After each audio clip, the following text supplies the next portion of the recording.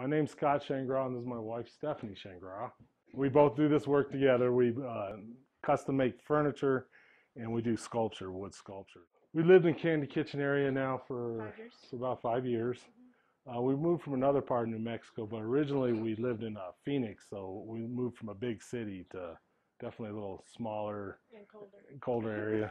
But I've done some of my best work since I've lived here. The place is very relaxing, and there's a very remote area, so we just work, and I've done some of my best work since we've been here.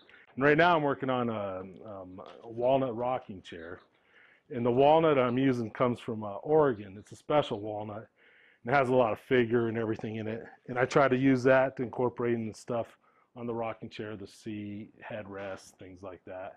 So that's how I start. I try to use the grain for picking out different things like the arms, couple arms in the rough, back legs. This is half of the seat, and I see I'm trying to pick up the figure and stuff on it.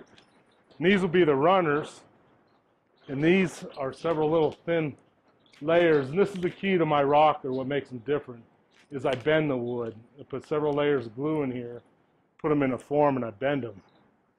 And it makes it really strong and sturdy. And I do the back supports the same way, and that's what's going on here. So that's it in the rough, and then after I get everything together, a lot of my furniture, I do a lot of shaping, hand shaping to them, make them very sculptural. The same way I was bending the runners over there is the same idea as I'm bending a 9-foot long piece of wood to achieve that bend. And this one, of course, has the flexible slats.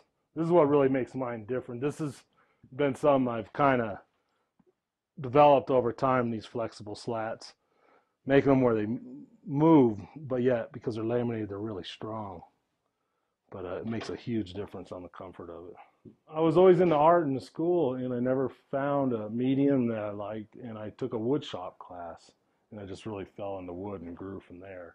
And I've mainly been doing furniture up until about the past 5 years, I've started doing more sculptural type pieces out of wood and stone. But I'm self-taught, trial and error. What I'm doing a lot now on the sculpture is a little bit different than the furniture.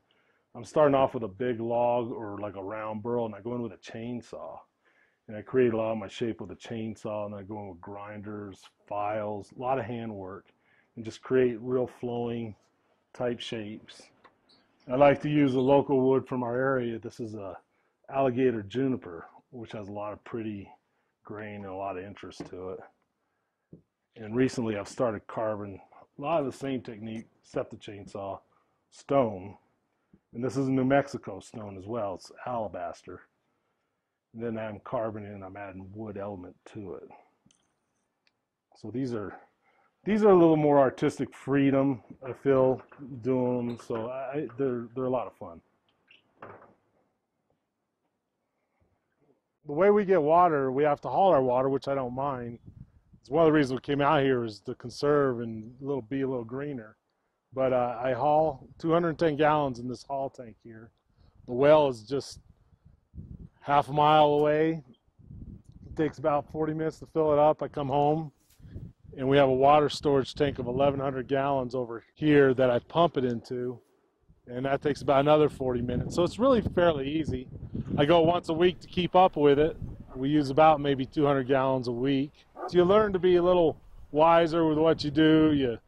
You wash, you shut the faucet off while you're washing, or while you're brushing your teeth or washing your hair, you just shut your water off. You just learn to conserve it more, and that's one of the things I like. And we use all of our gray water too. We have a system that goes out to our trees, and we water our trees with our gray water.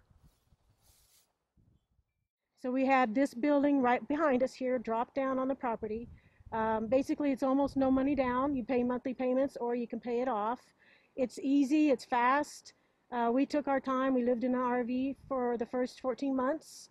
Insulated, drywalled, everything, this current building that we live in. So it's about a little under 400 square feet. And we are currently in the process of doing another building that will occupy where we kind of house some of our artwork and our bedroom And right here that we're standing on is our brand new deck. So we are always in a work mode, just a work in progress, just constantly doing something to our place. And we like it because we can see if there's something better that we should do. We take our time, change our mind, and we see that there's something that works out better for us.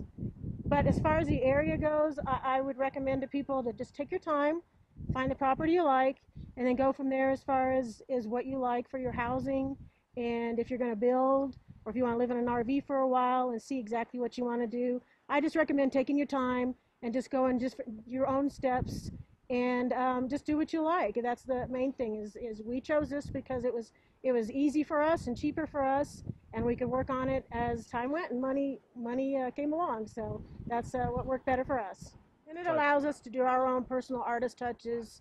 Like he carved a sink bowl for the bathroom, and we did rock tile in the shower, and we have mesquite wood countertops. It's allowing us to do our own artistic touches, and other artists. We've incorporated other artists' tiles and different artwork that we're collecting, and we'll incorporate as we go. So it allows us to be able to do those special touches just for us that we like.